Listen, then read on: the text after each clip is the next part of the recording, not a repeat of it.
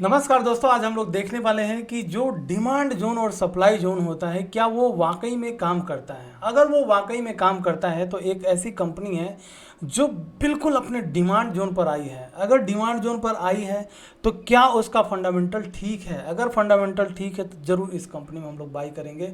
दोस्तों, कंपनी का नाम है गोदरेज प्रॉपर्टी, जिसका बिजनेस मॉडल यहाँ पर दिख रहा है। सब कुछ बहुत ही ज़बरदस्त है, लेकिन प्राइस आप देखेंगे तो सालों साल से इस कंपनी का प्राइस गिर रहा है। जहाँ पर आकर के रुका है, क्या वो वाकई में डिमांड जोन है? अगर डिमांड जोन है तो एक बार फिर से कहूँगा कि फंडामेंटल क्या है। चलिए वीडियो को स्टार्ट करते हैं दोस्तों। और वीडियो में स्टार्ट करने से पहले आप सभी से रिक्वेस्ट करूँगा फ्रेंड्स कि आप लोग सब्सक्राइब कर लीजिए, और अगर आपने सब्सक्राइब कर लिए हैं तो लाइक करके फिर बढ़ते हैं आगे। जी हाँ दोस्तों, प्लीज़ लाइक कीजिए और आते हैं चार्ट के ऊपर, फिर उसके बाद से बढ़ते हैं फंडामेंटल के ऊपर।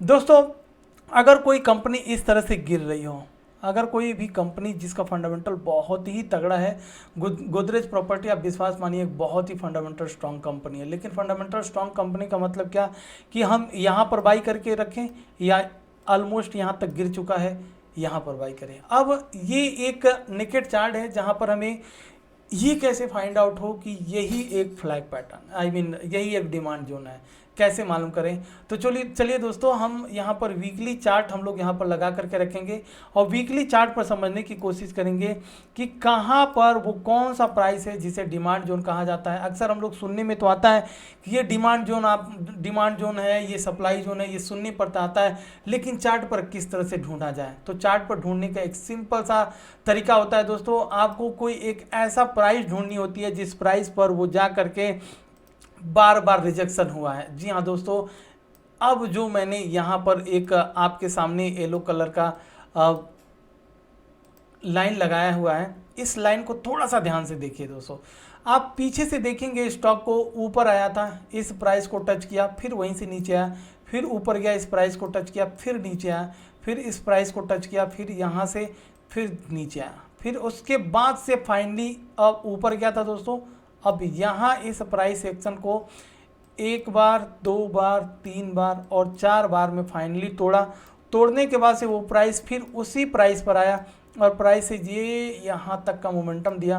मोमेंटम देने के बाद से प्राइस देखिए कंटिन्यूअस फॉल आया, एक बार उसी प्राइस पर आया, फिर उसके बाद से दूसरी बार ऊपर गया, थोड़ी नीचे आकर के फिर दूसरी बार यहाँ पर टच किया, अब फिर ऊपर जाने की कोशिश कर रहा है। तो दोस्तों, अगर आप इस तरह से अपने चार्ट के ऊपर एक लाइन लगाते हो तो लाइन लगाने के बाद से जो आपको सबसे ज़्यादा प्राइस सेक्शन दिख रहा है, एक, दो, तीन, यहाँ पे चार, पाँच, छः, सात, मतलब कोई एक ऐसा प्राइस जहाँ पर बार बार कुछ ना कुछ हरकत हो रही है।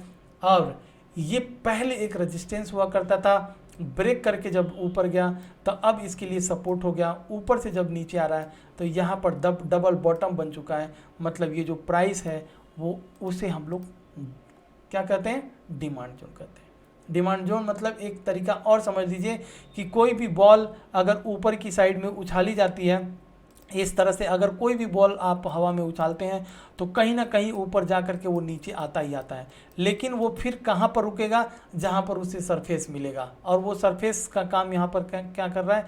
ये है वो सरफेस का काम जहाँ पर आकर के दोबारा निकल चुका है। तो ये तो हम टेक्निकल एनालिसिस की बात करें दोस्तों, वाकई में अगर ये डिमांड जोन के ऊपर आया है तो ये ऊपर जाएगा या यहाँ से भी और नीचे आने की पॉसिबिलिटी होगी।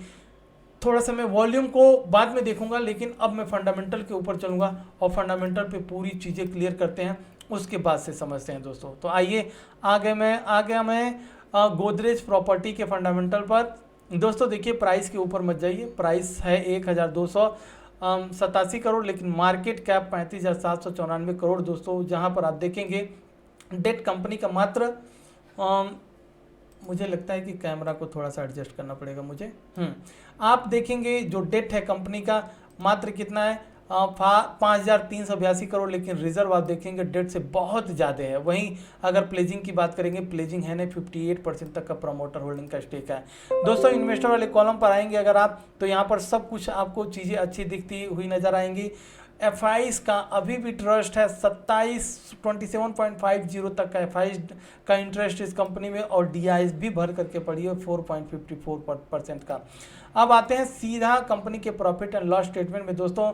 तो कंपनी के लॉस स्टेटमेंट में देखेंगे कंपनी 2011 के बाद से इस कंपनी ने एक बहुत ही ज़बरदस्त 2020 तक का इसका रहा। उसके बाद से कहीं ना कहीं कोरोना आता है, कोरोना आने के बाद से थोड़ी बहुत गिरावट होती है इसके सेल्स में, सेल्स धीरे धीरे कम होता है। उसके बाद से मार्च 2022 में सेल्स अगर आप देखेंगे तो एक बहुत ही ज़बरदस्त सेल्स कंपनी का आ चुका है। यहाँ पर आपके सामने जो सेल्स है 1825 करोड़ का हो चुका है। वहीं दोस्तों अगर आप नीचे आएंगे तो नेट प्रॉफिट आप देखेंगे, जहाँ पर पिछले साल में माइनस, मतलब 2020 की बात कर रहा हूँ मैं, 2020 और 2021 की बात कर रहा हूँ। देखिए यहाँ पर माइनस में कंपनी चला गया था, लेकिन अब फिलहाल 351 करोड़ का कंपनी का प्रॉफिट हो चुका है। फ्रेंड्स अगर हम बात करें कंपनी के CAGR की तो 10 साल में 16, 5 साल में 12 और 3 साल में 13%, लेकिन जो एक साल ये अभी साल चल रहा है इसमें -39% तक का लॉस दिया है, क्योंकि प्राइस जो ऊपर से नीचे आया हुआ है। तो यहाँ तक तो हमें ये मालूम पड़ गया कि अगर इस साल में हम इन्वेस्ट करते हैं तो हमें और कितना प्रॉफिट मिलेगा, क्या इस डिमांड जोन पे अभी हम लोगों को इन्वेस्ट करना चाहिए। आइए दोस्तों इसे थोड़ा सा हम लोग यहाँ पर समझने की कोशिश करते हैं।